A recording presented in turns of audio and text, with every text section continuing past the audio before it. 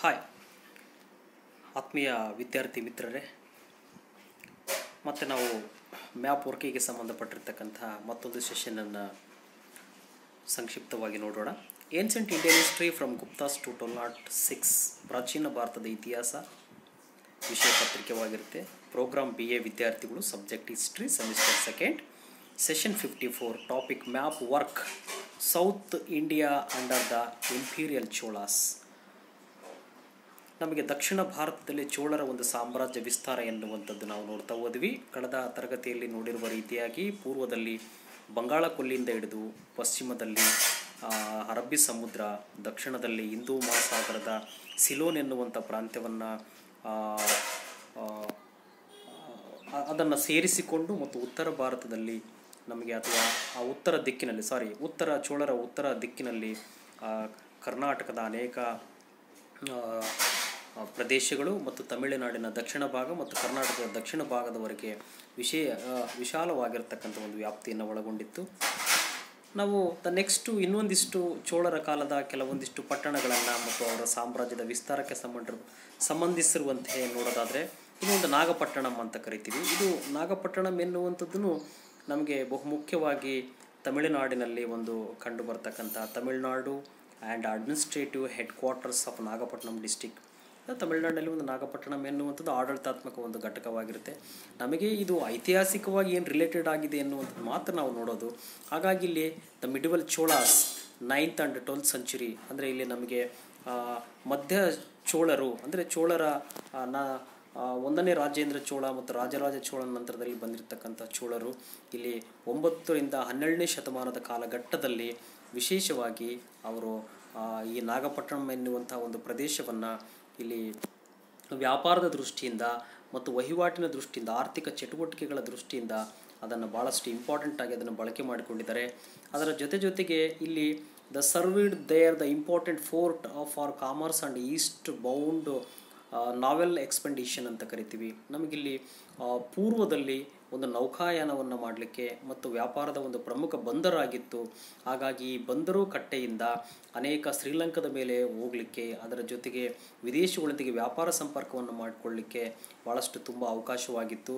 The Chudamani Vihara in Nagapattinam constructed by the Shri Vijayan. ಇಲ್ಲಿ ಚೌದಾಮಣಿ ವಿಹಾರ ಎನ್ನುವಂಥ ಬೌದ್ಧ ವಿಹಾರ ಎನ್ನುವಂಥದ್ದು ಶ್ರೀ ವಿಜಯನ್ ಎನ್ನುವಂಥ ರಾಜ ಇಲ್ಲಿ ಆ ಒಂದು ನಾಗಪಟ್ಟಣಂ ಎನ್ನುವಂಥ ಸ್ಥಳದಲ್ಲಿ ನಿರ್ಮಾಣ ಮಾಡಿದ್ದ. The Shri Mara Vijayottungavarman of the Shailendra dynasty with the help of Rajaraja Chola was an important Buddhist structure in those times ಅಂತ ಕರಿತೀವಿ. ಇಲ್ಲಿ ನಮಗೆ ಬೌದ್ಧರ ಒಂದು ವಿಹಾರವನ್ನು ಕಟ್ಟಲಿಕ್ಕೆ ಇಲ್ಲಿ ಶೈಲೇಂದ್ರ ಒಂದು ರಾಜನಾಗಿರ್ತಕ್ಕಂತಹ ನಮಗೆ ವಿಜಯೋತ್ತುಂಗವರ್ಮನ್ ಎನ್ನುವಂಥವನು ಒಂದು ಬೌದ್ಧರನ್ನು ಅವ್ರಿಗೆ ಉಳ್ಕೊಳ್ಳಿಕ್ಕೆ, ವಾಸ ಮಾಡಲಿಕ್ಕೆ ಒಂದು ರಾಯಭಾರಿಯನ್ನು ಕಳಿಸಿಕೊಟ್ಟಿದ್ದ. ಅದಕ್ಕೆ ರಾಜರಾಜ ಚೋಳ ಎನ್ನುವಂಥವನು ಅನುಮತಿಯನ್ನು ಕೊಟ್ಟಿದ್ದ. ಅದರ ಜೊತೆಗೆ Nagapattinam was settled by the Portuguese and later Dutch under whom it surveyed has the capital of Dutch Coromandel from 1660 to 1781 ಅಂತ ಕರಿತೀವಿ. ಇಲ್ಲಿ ನಮಗೆ ನಾಗಪಟ್ಟಣಂ ಎನ್ನುವಂಥದ್ದು ಪೋರ್ಚುಗೀಸರು ಭಾರತಕ್ಕೆ ಯುರೋಪಿಯನ್ನರ ಆಗಮನ ಆದಾಗ ಪೋರ್ಚುಗೀಸರು ಮತ್ತು ಡಚ್ಚರ ಒಂದು ಪ್ರಮುಖ ವಸಾಹತುಶಾಹಿ ಒಂದು ಕೇಂದ್ರವಾಗಿತ್ತು, ಆಡಳಿತದ ಘಟಕವಾಗಿತ್ತು ಅಂತ ನೋಡ್ತೀವಿ. ಬಟ್ ಇಲ್ಲಿ ನಮಗೆ ಚೋಳರ ಆಡಳಿತ ದೃಷ್ಟಿಯಿಂದ ನೋಡೋದಾದರೆ ನಾಗಪಟ್ಟಣಂ ಎನ್ನುವಂಥದ್ದು ಆರ್ಥಿಕ ವ್ಯಾಪಾರಕ್ಕೆ ತುಂಬ ಅನುಕೂಲವಾಗಿತ್ತು ಮತ್ತು ಬಂದರು ಆಗಿತ್ತು ಎನ್ನುವಂಥದ್ದು ಗೊತ್ತಿರಬೇಕು. ಬೌದ್ಧ ವಿಹಾರ ನಿರ್ಮಾಣ ಮಾಡಿದ್ರು ಎನ್ನುವಂಥದ್ದು ಭಾಳ important. Kanchipuram is the Tamil word formed by the combining two words Kanchi and Puram, the meaning Brahma and residential place. ಇಲ್ಲಿ ನಮಗೆ ಕಾಂಚೀಪುರಂ ಎನ್ನುವಂಥದ್ದು ಎರಡು ಪದಗಳಿಂದ ಬಂದಿದೆ, ಕಾಂಚಿ ಮತ್ತು ಪುರಂ ಎನ್ನುವಂಥದ್ದು. ಇದನ್ನು ನಾವು ಅದನ್ನು ನೋಡ್ತಾ ಹೋದಾಗ ಬ್ರಹ್ಮ ಮತ್ತು ರೆಸಿಡೆನ್ಸಿಯಲ್ ಪ್ಲೇಸ್ ಅಂತ ಕರೀತೀವಿ. ಅಂದರೆ ಬ್ರಹ್ಮ ಮತ್ತು ಆತನ ವಾಸ ಮಾಡುವ ತಾಣ ಎನ್ನುವಂಥದ್ದು ಗೊತ್ತಾಗುತ್ತೆ. Respectively and located on banks of the Vegavathi river. ಈ ಒಂದು ಪ್ರಮುಖ ಕಾಂಚೀಪುರಂ ಎನ್ನುವಂಥದ್ದು ವೇಗವತಿ ಎನ್ನುವಂಥ ನದಿಯ ದಂಡೆಯ ಮೇಲೆ ನಿರ್ಮಾಣಗೊಂಡಿರ್ತಕ್ಕಂಥದ್ದು. ಇಲ್ಲಿ ವಿಶೇಷವಾಗಿ the Kanchipuram has been ruled by the Pallavas and medieval Cholas, the later Cholas and later Pandyas, the Vijayanagara empire, the British Carnatic kingdom and the British, who called the city the Kanjivaram. The city historical monuments include the Kailasanathar temple and the Vaikunta Perumal temple. Historical Kanchipuram was the center of the education and was the known as the Gatikotsavam, or the place of learning. The city was also the religious center of advanced education for Jainism, Buddhism between in the 1st and 5th century. Yes, ಇಲ್ಲಿ ನಮಗೆ ಕಾಂಚೀಪುರಂ ಎನ್ನುವಂಥದ್ದು ಬಹುಮುಖ್ಯವಾಗಿ ಪಲ್ಲವರು ಆಡಳಿತವನ್ನು ಮಾಡಿದರು.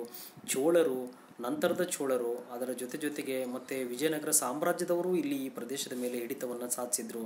ಆಮೇಲೆ next ಬ್ರಿಟಿಷರ ಕಾಲದಲ್ಲಿಯೂ ಈ ಒಂದು ಕಾಂಚೀಪುರಂ ಎನ್ನುವಂಥದ್ದು ಐತಿಹಾಸಿಕವಾಗಿ ಒಂದು ಪ್ರಮುಖವಾಗಿರ್ತಕ್ಕಂಥ ಸ್ಥಳವಾಗಿತ್ತು. ಇಲ್ಲಿ ವಿಶೇಷವಾಗಿ ಕೈಲಾಸನಾಥರ್ ಟೆಂಪಲ್ ಎನ್ನುವಂಥದ್ದು, ವೈಕುಂಠ ಪೆರುಮಾಳ್ ಟೆಂಪಲ್ ಎನ್ನುವಂಥದ್ದು ನಮಗೆ ಕಂಡುಬರುತ್ತೆ.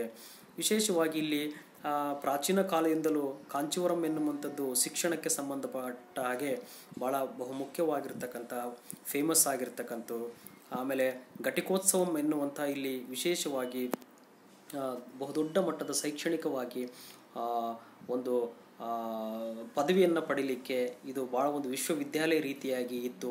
ಅದರ ಜೊತೆಗೆ ಅನೇಕ ಆವತ್ತಿನ ಕಾಲದ ಕಾಂಚೀಪುರಂ ಎನ್ನುವಂಥದ್ದು ಧಾರ್ಮಿಕ ಒಂದು ಐತಿಹಾಸಿಕವಾಗಿ ಮತ್ತು ಧಾರ್ಮಿಕವಾಗಿ ಪುಣ್ಯಕ್ಷೇತ್ರನಾಗಿತ್ತು. ವಿಶೇಷವಾಗಿ ಜೈನಿಸಮ್ ಮತ್ತು ಬೌದ್ಧಿಸಮ್ಗೂ ಇದು ಭಾಳಷ್ಟು ರಿಲೇಟೆಡ್ ಆಗಿರ್ತಕ್ಕಂಥ ಒಂದು ಸ್ಥಳ ಅಂತ ನಾವು ಕರಿತಾ ಹೋಗ್ಬೋದು. ದೆನ್ ಶ್ರೀರಂಗಂ ಅಂತ ಕರಿತೀವಿ. Srirangam also known the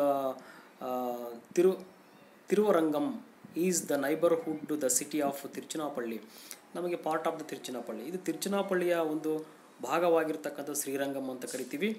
then next the metropolitan area in the Indian state of Tamil Nadu. But ಇವತ್ತು ಒಂದು ಶ್ರೀರಂಗಂ ಎನ್ನುವಂಥದ್ದು ಬಹುಮುಖ್ಯವಾಗಿ ತಮಿಳ್ನಾಡಿನಲ್ಲಿ ಭಾಳ ಮುಂದುವರಿಯುವಂಥ ಒಂದು ಸಿಟಿಯಾಗಿದೆ.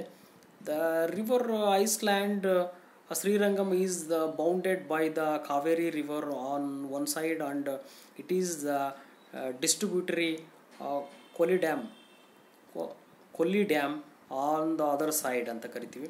ವಿಶೇಷವಾಗಿ ಇಲ್ಲಿ ನಮಗೆ ಒಂದು ಕಾವೇರಿ ನದಿಯ ಪಾತ್ರದಲ್ಲಿ ಕಂಡು ಬರ್ತಕ್ಕಂಥ ಶ್ರೀರಂಗಂ ಇದು ಒಂದು ಐತಿಹಾಸಿಕವಾಗಿರ್ತಕ್ಕಂಥ ಸ್ಥಳನೂ ಹೌದು, ಒಂದು ಧಾರ್ಮಿಕವಾಗಿರ್ತಕ್ಕಂಥ ಸ್ಥಳನೂ ಹೌದು ಅಂತ ನಾವು ಕರಿತೀವಿ. Has the first among the 108 Divya Desams. Srirangam is the home to the significant population of Sri the Vaishnavites ಅಂತ ಕರಿತೀವಿ. ಇಲ್ಲಿ ಶ್ರೀರಂಗಂ ಎನ್ನುವಂಥದ್ದು ವೈಷ್ಣವ ಧರ್ಮಕ್ಕೆ ಸಂಬಂಧಪಟ್ಟ ಹಾಗೆ ಭಾಳಷ್ಟು ಮುಖ್ಯವಾಗಿರ್ತಕ್ಕಂಥದ್ದು. 108 ದಿವ್ಯ ದೇಶಮ್ಸ್ ಎನ್ನುವಂತಹ ಅವು ಕಂಡು ಬರ್ತವೆ. ಅದರ ಜೊತೆಗೆ ಶ್ರೀರಂಗಂ ಎನ್ನುವಂಥದ್ದು ಒಂದು ಧಾರ್ಮಿಕವಾಗಿ ಅದರಲ್ಲಿ ದ ವೈಷ್ಣವ ಧರ್ಮಕ್ಕೆ ಸಂಬಂಧಪಟ್ಟ ಹಾಗೆ ಬಹುದೊಡ್ಡ ಮಟ್ಟದ ಒಂದು ಪರಂಪರೆಯನ್ನು ಉಳಿಸ್ಕೊಂಡ್ಬಂದಿರತಕ್ಕಂಥದ್ದು ಅಂತ ನಾವು ಕರಿತೀವಿ. ಹಾಗಾಗಿ ಇಲ್ಲಿ ನಮಗೆ ವಿಶೇಷವಾಗಿ ಚೋಳರ ಕಾಲದಲ್ಲಿಯೂ ಶ್ರೀರಂಗಂ ಎನ್ನುವಂಥ ಸ್ಥಳದಲ್ಲಿ ಅನೇಕ ಒಂದು ಇದು ದೇವಾಲಯಗಳ ಒಂದು ಪರಂಪರೆಗೆ ಒಂದು ವೈಷ್ಣವ ಧರ್ಮದ ಪ್ರೋತ್ಸಾಹಕ್ಕೆ ಬಹುದೊಡ್ಡ ಕೊಡುಗೆಯನ್ನು ಕೊಟ್ಟಿದ್ದರು ಎನ್ನುವಂಥದ್ದು ಭಾಳ ಗಮನಿಸುವಂಥ ಒಂದು ವಿಷಯ.